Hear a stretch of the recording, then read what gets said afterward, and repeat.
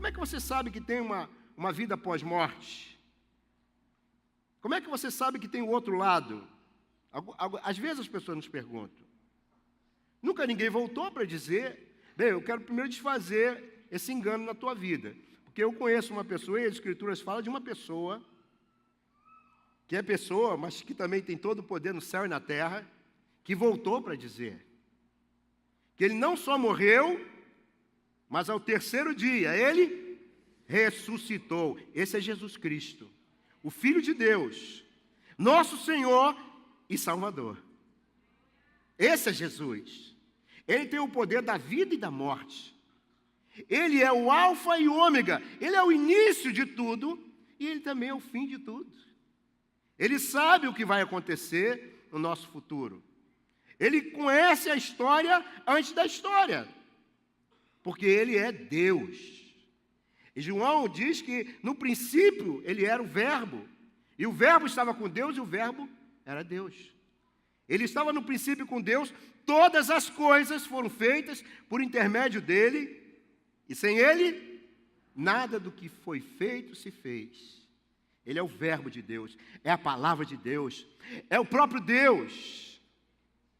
E a coisa maravilhosa é que ele se fez homem.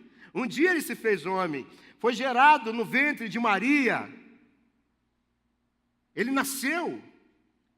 Ele viveu uma vida como todos nós homens, seres humanos. Diz esse texto lá de João que o Verbo se fez carne e habitou entre nós. Algumas pessoas puderam abraçá-lo, outros rejeitaram. Alguns tiveram seus pecados perdoados, outros blasfemaram. Alguns pregaram as suas mãos, seus pés na cruz. Alguns cuspiram nele. Outros lavaram os seus pés com lágrimas. A reação para com ele foi diversa. Mas a verdade é que ele existiu, que ele foi tocado, foi amado, foi rejeitado. E a Bíblia diz que a todos quantos o receberam, todos quantos o aceitaram e creram nele, Deus deu o poder de se tornarem filhos de Deus. Isso é o propósito de Deus. Deus nos criou, toda a humanidade, para ser uma família. Lucas capítulo 16, a partir do versículo 19, diz assim: havia certo homem rico que se vestia de púrpura e de linho finíssimo, e que todos os dias se regalava esplendidamente. Conta a história de um homem de sucesso. Esse homem era um homem de sucesso, porque ele se vestia com as melhores marcas da época, né? Aqui é de uma época antiga, não é de uma época atual, essa história, né?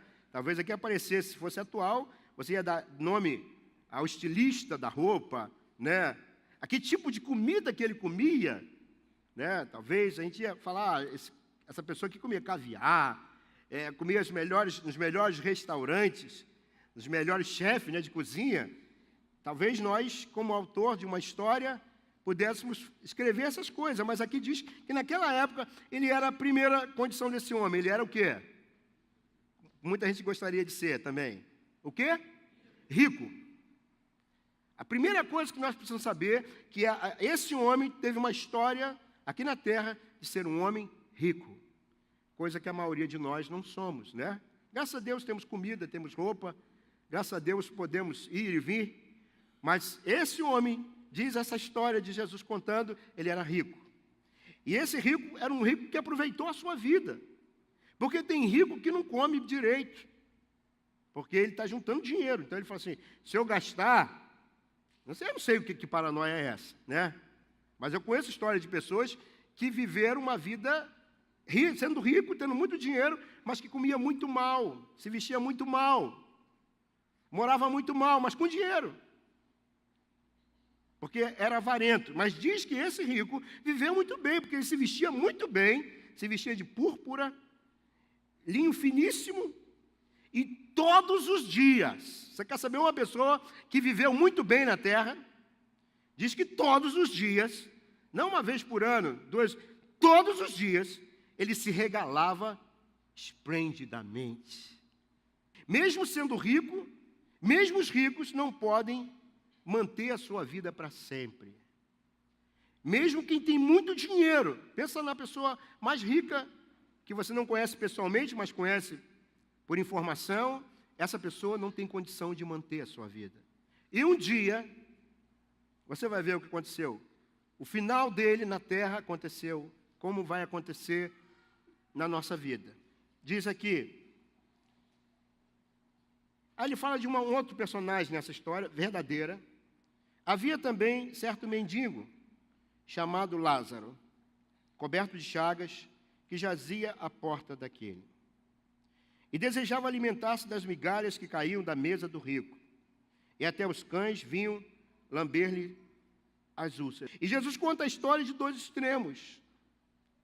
Porque são duas realidades que nós não podemos ignorar. Você precisa tomar ciência. Se ainda não tomou, ou se você, às vezes você passa, a gente passa no sinal, vê algumas pessoas, você conhece alguns bairros, algumas localidades, os lixões da vida. Eu nunca vou, de repente, você pode dizer, não, eu nunca vou. Mas quando nós vamos num hospital de doentes, já está na fase terminal. Quando nós vamos, muitas vezes, num abrigo de crianças ou de idosos, ou num lugar onde se trata de doentes mentais, nós começamos a ver a realidade que nós não estamos acostumados a ver. Mas de vez em quando é bom fazer isso. Ver os extremos. Porque quem tem vai dar graças a Deus. Porque às vezes está querendo ter mais. E é triste porque não tem mais. Mas tem gente que faria tudo para estar no teu lugar. E você não sabe disso. Por isso que as pessoas reclamam. Por isso que as pessoas murmuram. Por isso que as pessoas muitas vezes batem, matam, roubam. Porque elas não sabem disso. Ou ignoram isso. Mas aqui diz que havia um homem esplendidamente rico. E havia um homem também que era pobre. Porque o adjetivo aqui é mendigo. Era doente. Porque ele tinha muitas feridas, muitas chagas sobre o seu corpo. E fala do desejo que ele tinha aqui na terra. Ele tinha um desejo de comer. De quê? Das migalhas que caíam da mesa do rico. Não era que ele desejava sentar-se à mesa. Na verdade, ele queria comer o resto. Agora, como vai acontecer? Aconteceu e vai acontecer e vai continuar acontecendo, diz. Aconteceu morrer o mendigo. Ele morreu? Morreu. Só que, queridos, esse homem, além de mendigo, que nós podemos passar as nossas provas, as nossas dificuldades na terra. Crer em Deus não significa que você está isento de problemas, de aflições. Crer em Deus não significa que você vai ter tudo o que você deseja ter na terra. Crer em Deus não significa que os meus desejos serão atendidos todos. Não significa isso. Jesus mesmo disse, no mundo vocês vão ter aflições. A dor vem para todos. O dia mau chega na casa de quem? De todos. Mas existe uma diferença para aqueles que creem em Deus, para aqueles que creem em Jesus, que têm confiado nele, para aqueles que não têm. Vocês observam aqui que talvez esse homem tenha sido enterrado como indigente, porque algumas pessoas são enterradas como indigente. Algumas pessoas são enterradas, como alguém disse, em cova rasa. Algumas são até jogadas no meio do mato ou no mar. Ou serve de alimentação para urubu, né? A ave de rapina aqui é o urubu. Mas, querido, como foi o enterro desse homem? Como foi, nós não sabemos. Se ele foi indigente, como que foi, nós não sabemos. Se ele teve caixão, se ele teve roupa, a melhorzinha roupa, não sei. Mas eu sei o que aconteceu, porque Jesus diz o que aconteceu logo após a morte dele. E é isso que nós precisamos atentar. Porque a ênfase aqui não é a vida, porque a vida você pode viver nos extremos. Ou ser rico, ou ser pobre, ou ser classe média. Os extremos, nós temos a história de pessoas conhecidas da nossa família, gente do nosso trabalho, gente, vizinhança, a gente conhece. Mas aqui fala de algo que nós não sabemos como é exatamente que acontece. Diz que quando ele morreu,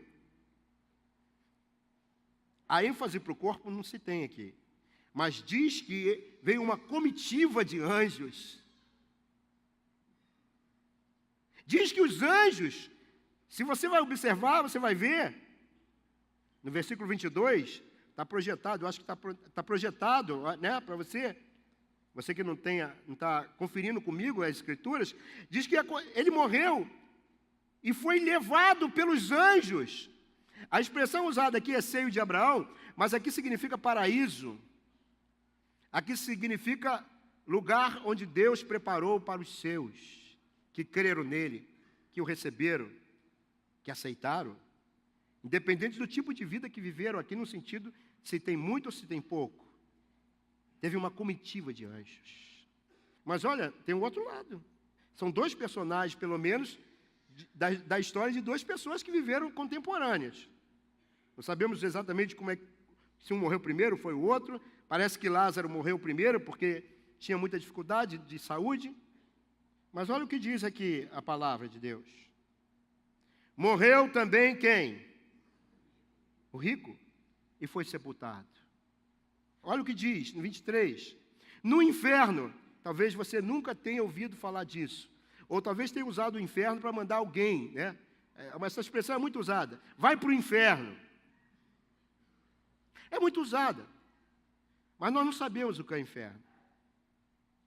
Se nós soubéssemos o que é o inferno, nós nunca mandaríamos alguém para o inferno. Pelo contrário. Mesmo chateado, nós diríamos, vai para o céu. Ou, vai para o céu. Não tem problema. A forma que você fala. Mas você ia mudar a tua forma de falar. Se você soubesse o que é inferno. Olha como é o inferno. No inferno, estando como? Qual a condição daquela pessoa à medida que ele viveu esplendidamente a vida, mas qual era a condição dele agora, depois da morte no inferno? Como é que ele estava? Alegre? Fazendo festa? Aquele negócio, vai ser muito bom, cervejal, vinhal, festal. Queridos, não é assim não. Diz a palavra que o rico, esse homem aqui, diz que ele estava em tormentos. Inferno é lugar de tormento. Pensa você que a pessoa viveu regaladamente aqui, teve tudo, não quis saber de Deus, de crer em Deus, de viver crendo em Jesus, que ela vai para o mesmo lugar. Não, são dois lugares distintos. Um foi para o seio de Abraão, para o pai da fé, Abraão, e o outro foi para o inferno, lugar de tormentos. Diz que ele levantou os olhos. Então, existe uma capacidade, não sei como, mas de ver. Lá as pessoas não vão estar de olhos fechados.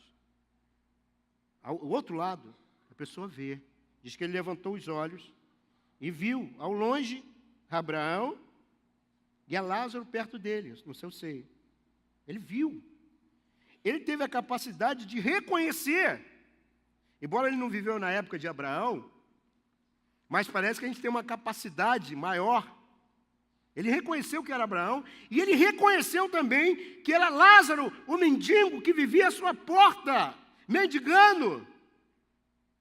Ele viu, ele olhou, diz que ele levantou os olhos e viu.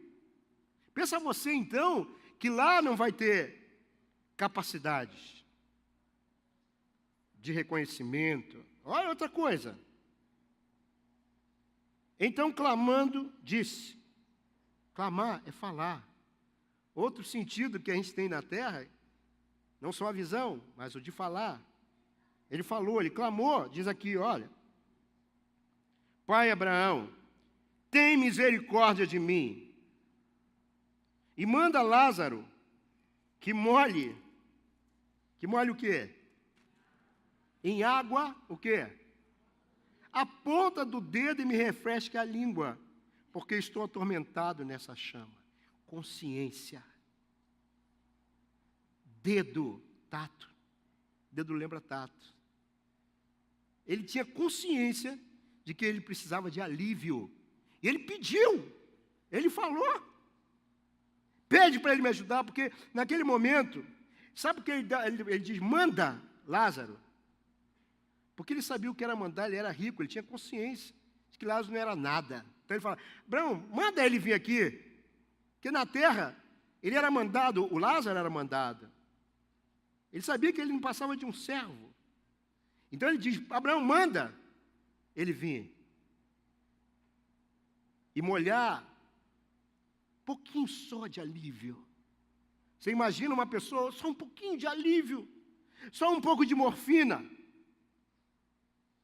só um pouco de algum tipo de remédio que possa aliviar um pouco a minha dor. Você já viu isso, mas vê a pessoa com tanta dor que ela pede um pouco de alívio. E aqui nós ainda conseguimos, os médicos conseguem, a ciência consegue, mas lá para onde nós iremos, um lugar ou outro, a determinação é a nossa escolha.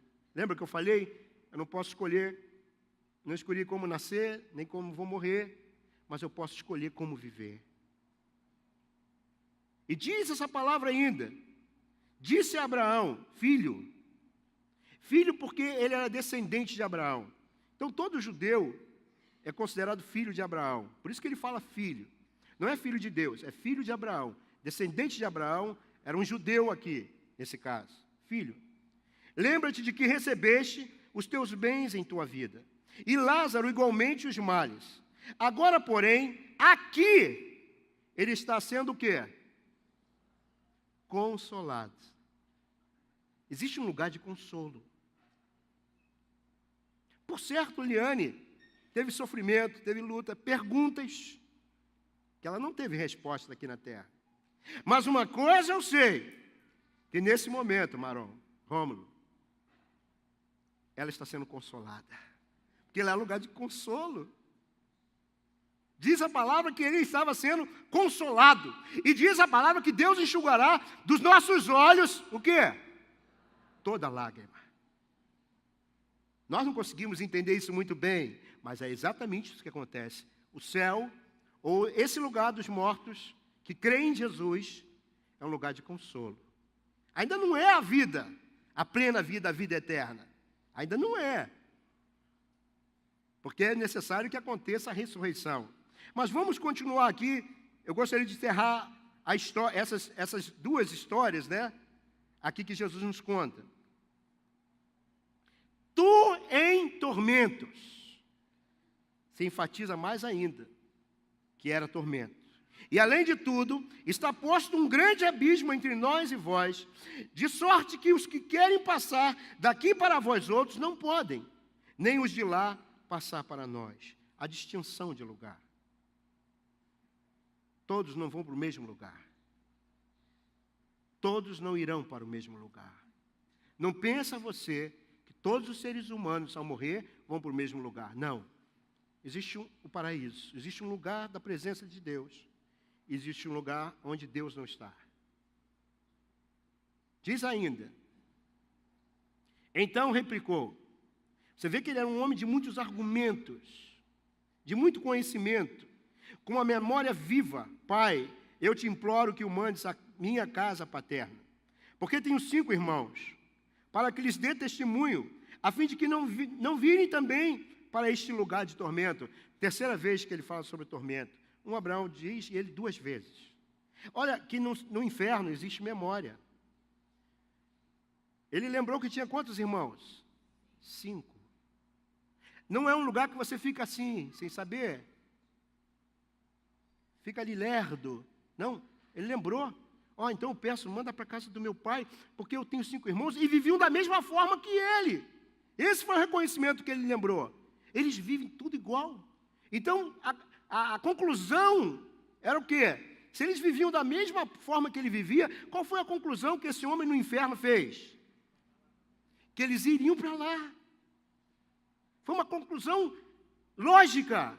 Gente, quem vive no pecado, quem vive em desobediência a Deus, quem vive sem fazer a vontade de Deus, queridos, não sou eu que estou dizendo, é Jesus que está dizendo, é a palavra de Deus. O meu desejo é que todos sejam salvos. Inclusive, esse é o desejo de Deus. Mas, infelizmente, porque eu posso escolher, muitas vezes eu escolho dizer que Deus não existe. Como você pode dizer que alguém da tua família, um amigo, ou uma pessoa que te fez um mal, diz, para mim fulano morreu. Para mim fulano não existe. Você também pode viver assim, em relação a Deus. Mas isso não vai mudar o teu futuro. Pelo contrário, pode complicar o teu futuro. Porque ele reconhece que tem aqui com a sua memória clara, tem 5 irmãos. E então Abraão lhe responde nesse diálogo. Ele diz, eles têm Moisés e os profetas. Ouçam, o que ele quis dizer? Não que Moisés vivia naquela época, porque Moisés já não vivia mais naquela época. E muitos dos profetas tinham morrido. Mas ele quis dizer o seguinte, eles têm a palavra. Moisés, profetas, aqui significa a palavra de Deus. Mas ele insistiu. Você vê que era um homem de persuasão, de argumento. Mesmo na eternidade, ele era um homem de argumento. Você conhece alguém que tem muito argumento? Mesmo você falando, ele vai até o final. Ele foi até o final aqui. Ele insistiu, não, pai Abraão. Se alguém dentre os mortos for ter com eles, arrepender-se-ão. Hã?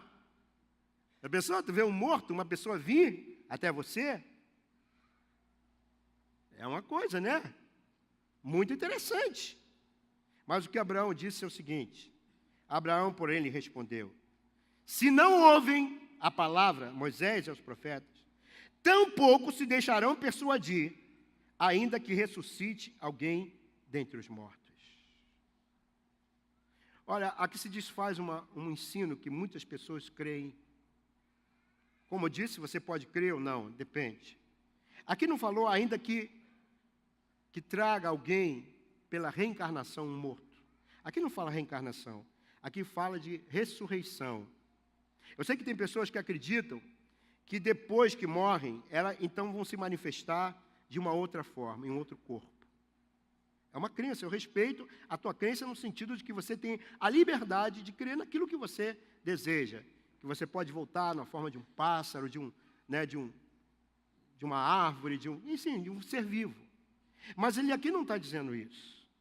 Nós precisamos desfazer algumas coisas que nós, às vezes, morremos crendo, e na realidade não é aquilo. Aqui ele fala de ressurreição. Porque, de fato, a ressurreição é algo que está na palavra de Deus. Inclusive, o próprio Jesus disse, quem crê em mim, ainda que morra, viverá. Eu sou a ressurreição e a vida. Então, eu creio na ressurreição. Mas, querido, na reencarnação, ou no purgatório, que muitas vezes as pessoas, tentando se consolar, tentando amenizar a dor, ou o poder da sua decisão, diz, bem, ainda que eu não tenha tomado uma decisão em vida, alguém vai tomar por mim. Alguém vai me dar uma segunda chance. Porque quem não gostaria de ter uma segunda chance? Mas, gente, pensa quantas chances Deus tem nos dado. Quantos anos você está vivo? Nesses anos, quantas vezes Deus te deu a chance de crer, de se arrepender, de parar para pensar? Pensa comigo. Dependendo da idade, são milhares de chances que Deus dá. Então, não é mais uma chance. Pelo contrário, Deus deu já milhares de chances, de oportunidade. E quando alguém chega a morrer, ele já teve muitas oportunidades. Então não é mais uma chance. Não é mais uma chance. Deus é justo. E naquele dia, Deus vai te julgar e vai me julgar segundo as obras. Eu digo uma coisa para vocês. Por obras, ninguém pode ser salvo. Diz a palavra, pela graça sois salvos, mediante a fé. Isso não vem de vós. É o quê?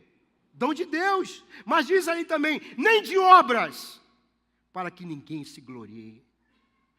Porque senão alguém diria, não, mas eu ajudei no orfanato, eu ajudei as viúvas, eu levava bolsas de compra para famílias necessitadas. E quem não pode levar uma bolsa de compra? E quem não pode ajudar no orfanato? E quem não pode fazer boas obras? Estariam perdidas. Então não é por obras, é pela fé em Jesus. É você crer na salvação de Deus. Tem coisas que a gente faz, não é porque a gente decide, como eu disse. Alguém que está morrendo afogado, ele não quer saber se quem jogou a corda para ele, ou a boia, ou o bote, se era amigo dele ou não. Ele vai pensar, não, eu não gosto de você não. Não, essa boia eu não vou pugar. Queridos, pode ser o maior inimigo dele. Ele não quer nem saber. É o meio de salvação? É. Então ele vai agarrar aquilo com todas as suas forças para ser salvo. É assim ou não é? É ou não é? É. Então, quando nós temos uma oferta de salvação, o nosso questionamento deveria ser mínimo. É para me salvar? Vai me fazer o bem? Vai me trazer paz? Vai trazer perdão para os meus pecados? Por que questionar? Deus tem um plano de salvação. Ele disse, alguns estarão comigo. Outros, por ter me rejeitado e não crido, vão estar longe de mim. Inferno é lugar longe de Deus. Ali não tem Deus. Ali não tem luz. Versículo 36 de João 3. Por isso tudo, quem crê no Filho tem a vida eterna. Vou repetir essa primeira frase. Por isso, quem crê no Filho tem a vida eterna. O que, todavia, são dois grupos. Foram dois personagens. E são dois grupos da humanidade que vão tomar uma decisão. E essa decisão pode ser hoje. Quem crê no Filho tem a vida eterna.